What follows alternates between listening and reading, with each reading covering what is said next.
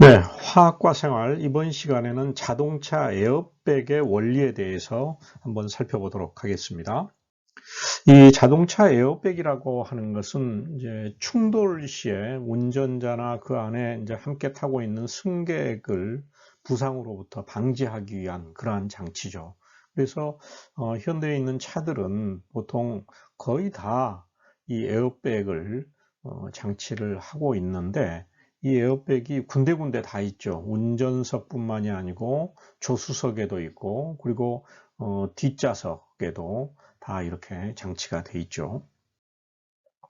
이 에어백이 처음으로 이게 등장한 거는 2차 세계대전 중에 이제 항공기들의 충돌이라든지 비상 착륙 시에 이 조종사들이 이렇게 부상을 당하는 것을 방지하기 위해서 이게 이제 제한이 돼서 이 군사용으로 처음에 개발이 된 거랍니다.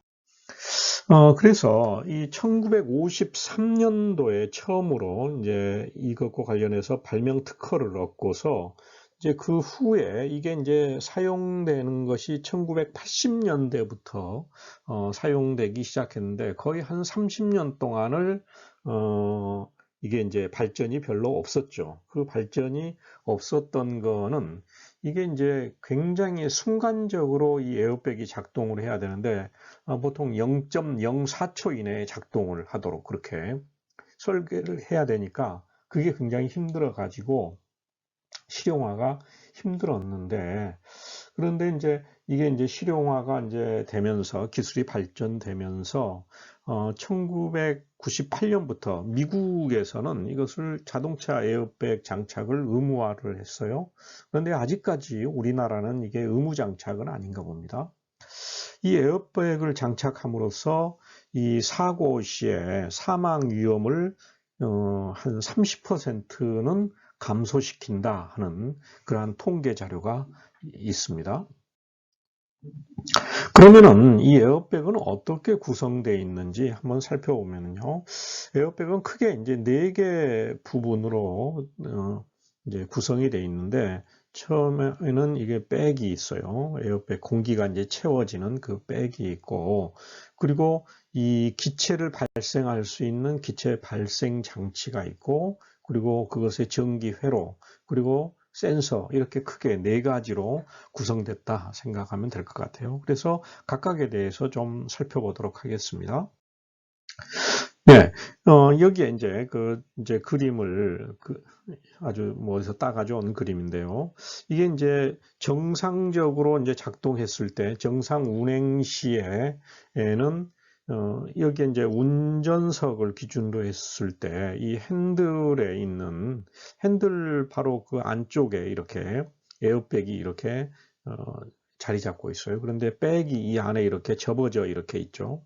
접어져 있고, 그 밑에 여기에 기체 발생 장치가 이렇게 있고, 그리고 이제 그게 이제 쭉 연결이 돼 있어 가지고 센서가 보통 이제 발 밑에나, 그러니까 그 브레이크라든지 그런 거 밟는 그쪽 부분이나 아니면은 범퍼 쪽에 이렇게 센서가 달려 있어서, 그래 이제 급하게 우리가 충돌이 일어났을 때, 그럴 때 이렇게 에어백이 부풀어 오른다는 거죠. 이게 이렇게 부풀어 오르게 돼서 여기에 이제 기체가 차는, 그게 이제 에어백입니다. 먼저 이 백은, 그러면은 백은 뭐로 만들어져 있느냐? 일반적으로 폴리아마이드 재질로 만들어져 있어서 이렇게 운전석에는 이렇게 굉장히 좀 작은 양으로 이렇게 채워져 있고요. 그리고 조수석은 이 에어백이 좀 용량이 굉장히 좀 큽니다. 보통 한 70리터 정도 되는데, 이거 이제 처음에는 이게 부풀어 있지 않으니까 이게 컴팩트하게 이렇게 장착을 해 놓죠. 그러면서 이게 이제 그 굳거나 그런 것을 방지하기 위해서 아주 작은 양의 그 옥수수 전분가루나 텔컴 파우더 같은 것들이 거기에 이제 포함이 돼 있어요. 그리고 이제 그 센서하고, 그 센서는 이렇게 보통 이렇게 범퍼 쪽에 위치해서 충돌이 감지되면 순간 이게 이제 전기로 연결이 돼서 에어백에 있는 기체 이제 발생 장치에서 에어백이 이렇게 부풀어 오르게 만든다는 거죠.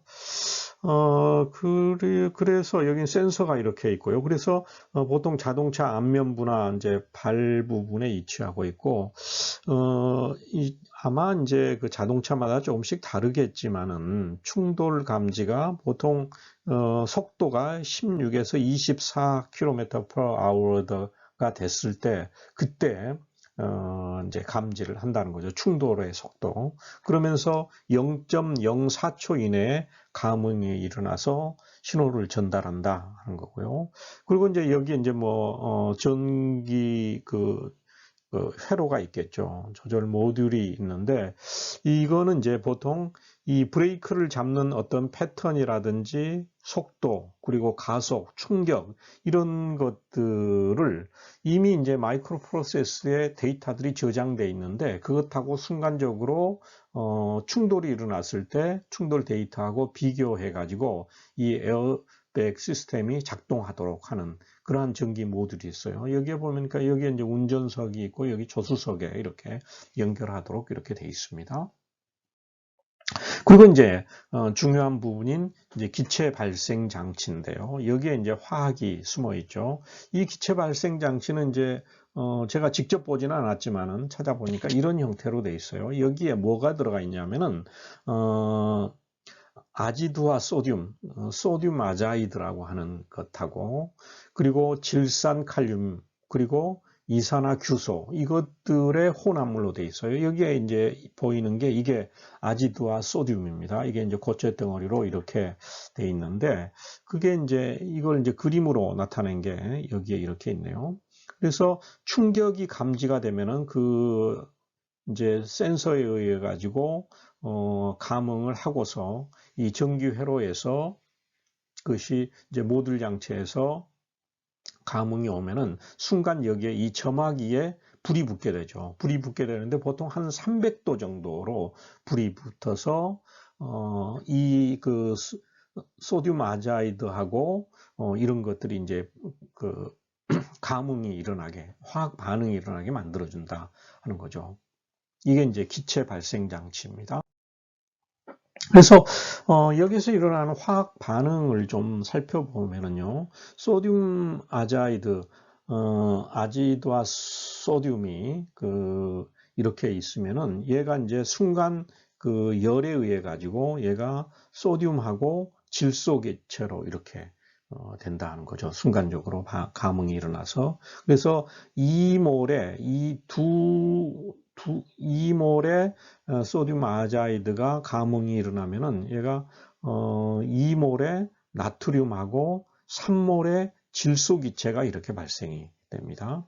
그리고서 이 나트륨은 다시 이 나트륨이 모아져 가지고 10개의 나트륨이 질산칼륨이 아까 들어가 있었죠. 질산칼륨 두 분자하고 반응해 가지고 K2O 그리고 소듐 옥사이드 그리고 여기서도 또 소량의 질소 기체가 발생이 됩니다. 그러니까 한 번 발생이 되면은 1차 반응이 여기에 1차 반응이 이렇게 일어나고 그다음에 여기에서 2차 반응이 이렇게 일어나는데 1차 반응에서 굉장히 많은 양의 3몰의 질소 기체가 발생을 하고 여기에서 굉장히 많은 양이 발생이 되죠. 그리고 여기에 덧붙여서 여기에 있던 이 소듐, 나트륨하고 질산칼륨이 다시 반응을 해가지고 질소 기체를 여기다가 좀 더 붙여준다는 거죠. 그러니까 전체적으로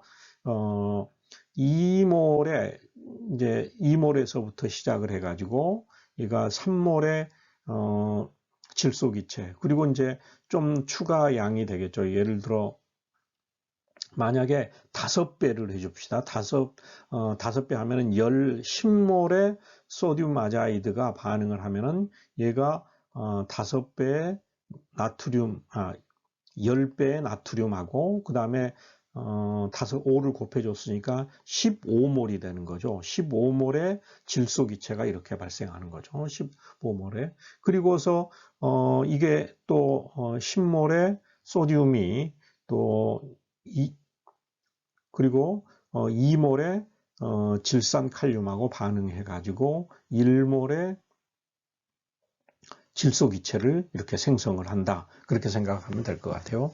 자, 이렇게 반응이 일어났는데, 그리고서 이제 여기에 지금 이제 산화칼륨하고 산화나트륨이 이렇게 있죠. 이것들이 또 원래 들어가 있던 이산화규소하고 반응을 해가지고 알칼리 규소, 즉 유리를 만들어서 이게 고체 덩어리가 완전히 돼버리는 거죠. 고체 덩어리가 되니까 이게 이제 풍선이 터지게 되면은 그게 이렇게 고체로 질소 기체로 이렇게 에어백을 부풀리고 나서는 그 다음에는 고체 덩어리로 이렇게 생성이 되니까 다른 해가 없게 만든다는 거죠. 사람한테. 이와 같이 화학 반응을 통해 가지고 에어백이 부풀어지게 됩니다. 예, 그래서 이걸 이제 그림으로 살펴보면은요, 아까 그 질소 발생 장치가 있었었죠. 거기에 이제 아지드와 소듐이 여기에 고체 덩어리로 이렇게 들어가 있고, 여기에 점화기가 있어가지고 어떤 감흥이 오게 되면은 여기서 불꽃을 튀는 거죠. 불꽃을 튀어서 높은 온도가 되면은 얘가 거기서 반응이 일어나가지고 반응이 일어나면서 이제 질소 기체가 나오겠죠. 그러니까 팽창이 이루어지죠. 그러면서 질소 기체는 전부 다 없어지고 옆으로 다 빠지게 돼, 부풀리게 되는 거죠. 그리고 그 안에는 아까 말씀드렸던 그 유리 조각 같은 것들이 여기에 고체로 남아있게 되는 겁니다.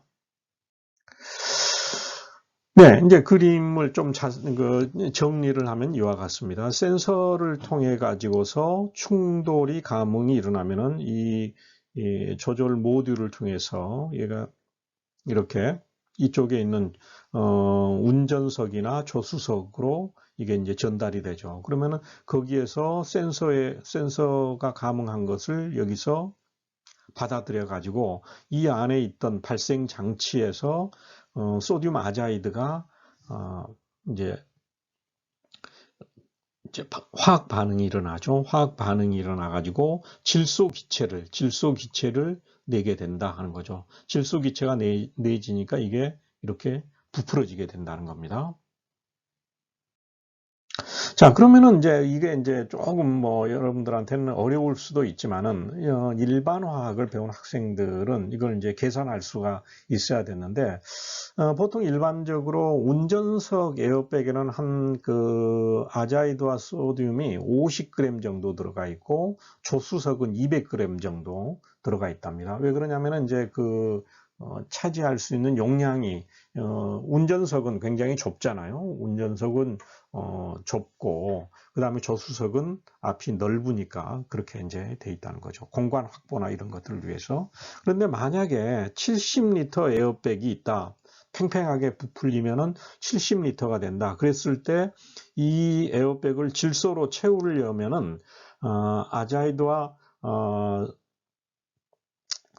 소듐을 얼마 정도 넣어야 되느냐 하는 거죠. 이걸 이제 계산을 하게 되면은 이건 이제 화학적으로 계산이 됩니다. 질소 N2인데 질소 1몰은 이게 22.4리터예요. 그런데 이게 70리터가 되려면은 질소가 3.2몰이 있어야 된다는 거죠. 질소 3.2몰. 그러니까 여기에 질소가 이렇게 있죠. 질소가 여기 3몰이 되고 이 질소하고 합해가지고 이 두 개 합한 것이 3.2몰이 돼야 된다 하는 거죠. 그래서 좀 복잡하지만은 이 과정을 거쳐서